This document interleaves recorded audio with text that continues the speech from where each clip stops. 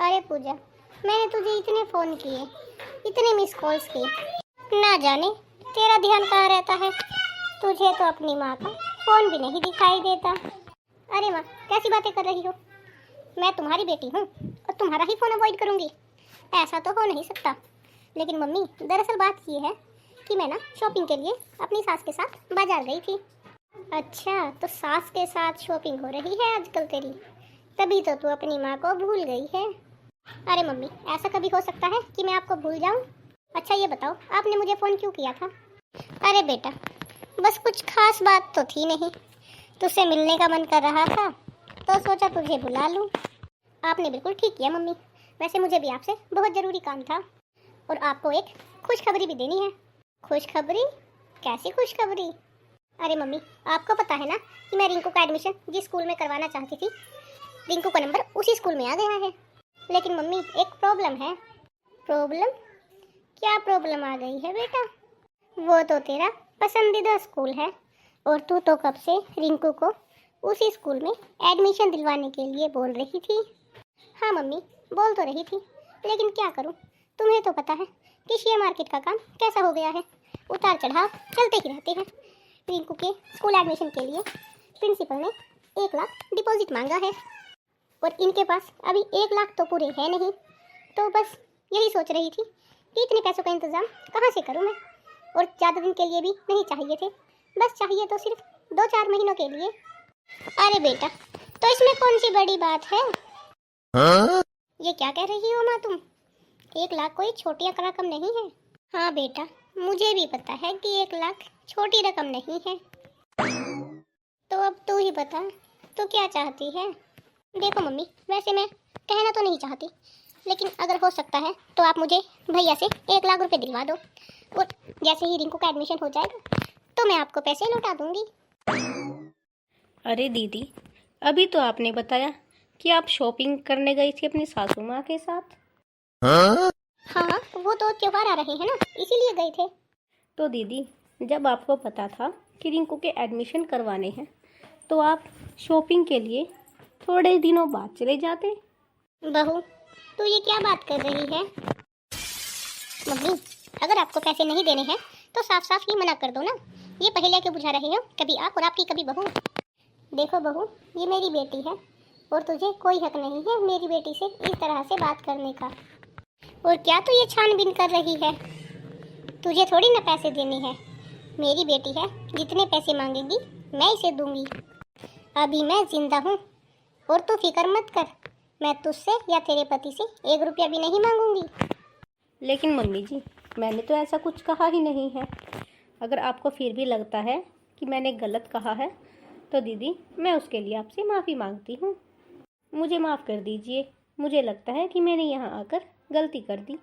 मुझे अपने कमरे में जाना ही ठीक लग रहा है। मम्मी, अपनी बहू की लगाम थोड़ा खींच कर रखिए। घर के हर छोटे छोटे मामलों में दखल देने की आदत बन गई है इसकी। बेटी, तू चिंता मत कर, आने दे राज को। इसकी अकल ठिकाने ना लगवाए तो मेरा भी नाम नहीं। और तू जा, रिंकू का एडमिशन उसी स्कूल में करवा दे। मैं भेजती हूँ तेरे लिए अकाउंट में 1 लाख रुपए। अच्छा ठीक है मम्मी, मैं चलती हूँ, रिंकू का स्कूल में एडमिशन भी करवाना है। फिर आऊँगी मम्मी तुमसे मिलने 1-2 दिन में। अच्छा बेटा, ठीक है, तो आराम से जा और चिंता मत करना। राज को फ़ोन करके बोलती हूँ कि पूजा के अकाउंट में 1 लाख रुपए ट्रांसफ़र कर दे। हेलो राज बेटा, तू ऑफिस से किस समय घर आएगा? अरे माँ, तुम्हें पता तो है कि मैं रोज़ रात को 8 बजे ही आता हूँ, फिर भी फ़ोन कर रही हो। क्या बात है, तुम मुझे सीधा सीधा बात बताओ। अरे बेटा, बात क्या थी, ज्योति को ना रिंकू के एडमिशन के लिए 1 लाख रुपए चाहिए थे। तो एक काम कर, मेरे अकाउंट से 1 लाख रुपए निकलवा कर ज्योति के अकाउंट में डलवा दे। 1 लाख रुपए? लेकिन उसे 1 लाख रुपए की क्या ज़रूरत पड़ गई मम्मी? अरे बेटा, तो क्यों सवाल जवाब कर रहा है? तुझे अभी तो बताया कि रिंकू के एडमिशन के लिए चाहिए, तो फटाफट ट्रांसफ़र करवा दे, नहीं तो मैं ही बैंक आ जाती हूँ। अच्छा ठीक है मम्मी, आप चिंता मत करो, मैं डलवा देता हूँ, आपको परेशान होने की ज़रूरत नहीं है। ठीक है बेटा, मैं फ़ोन रखती हूँ। अरे बहू, कुछ खाने पीने की तैयारी कर ले, मुझे बहुत भूख लगी है।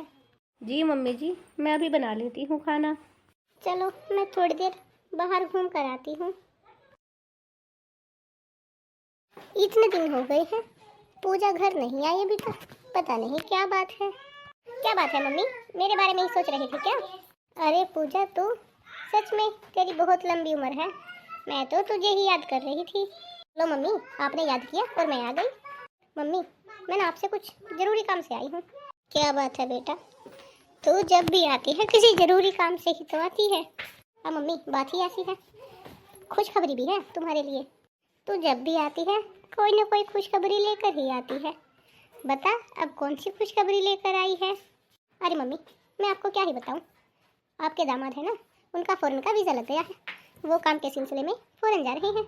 और मम्मी, फ़ॉरेन जाने के बाद ना मुझे लगता है कि मेरा भी नंबर लग रहा है। ये बोल रहे थे कि हम दोनों की टिकट एक साथ ही हो जाएगी। अरे वाह बेटा, ये तो बहुत बड़ी खुशखबरी है।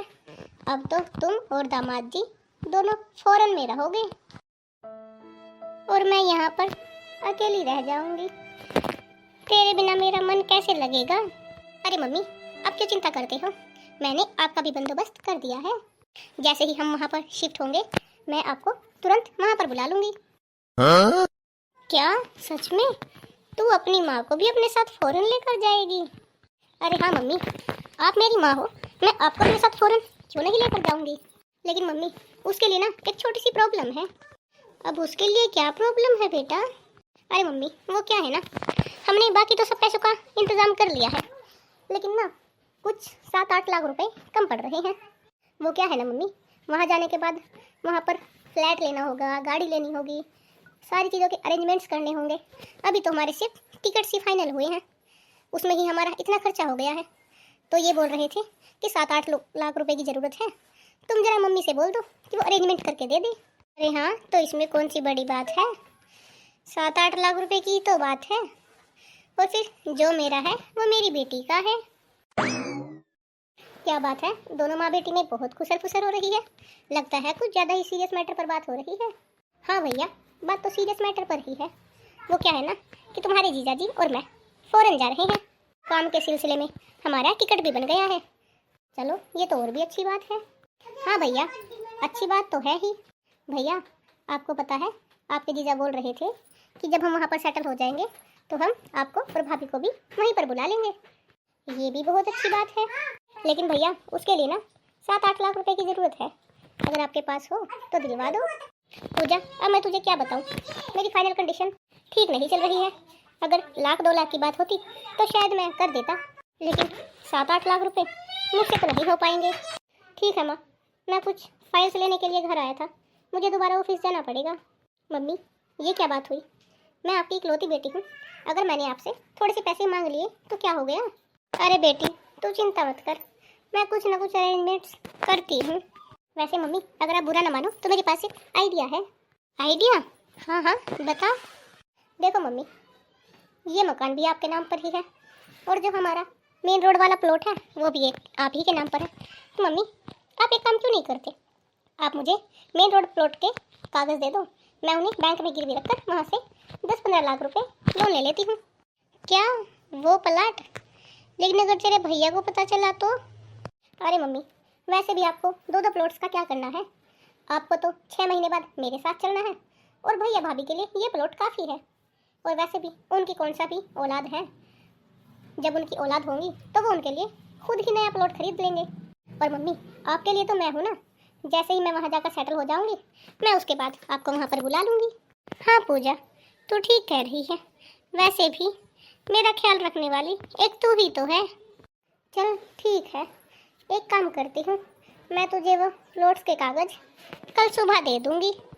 और सुन, तू प्लॉट्स के कागज़ लेने के लिए घर मत आना, मैं तुझे रास्ते में ही फ़ोन करके बुला लूँगी। हाँ माँ, ये ठीक रहेगा। और माँ, मैं फिर आपसे इस घर में लास्ट बार मिलने आ रही हूँ।